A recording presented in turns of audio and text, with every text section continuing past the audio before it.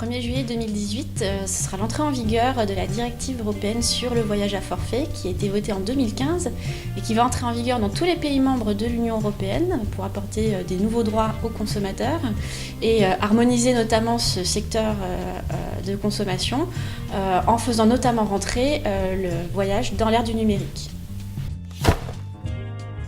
Un voyage à forfait, c'est à l'origine la vente de 2 prestations, souvent un transport et un hébergement, une autre prestation touristique. La nouveauté de la directive va être notamment de faire entrer les voyages achetés sur Internet dans cette définition, notamment lorsque vous allez aller sur un site pour acheter une prestation, cliquer sur un lien pour aller en souscrire une autre auprès d'un autre opérateur, que vos données vont être transférées dans un délai de moins de 24 heures.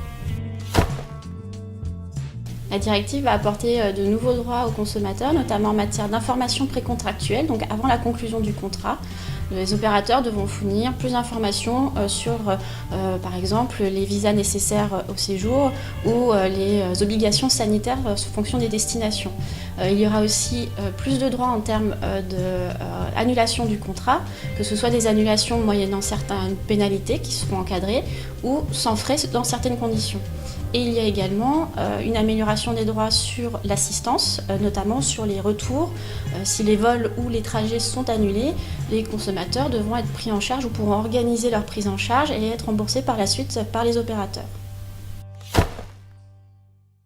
En France, il restera une spécificité qui est la responsabilité de plein droit, c'est-à-dire que lorsqu'une prestation ne sera pas fournie, quel que soit le motif, extraordinaire ou non, l'opérateur devra rembourser intégralement la prestation. Ce droit n'existe pas dans la plupart des pays européens où il faut prouver une faute de l'opérateur pour être remboursé.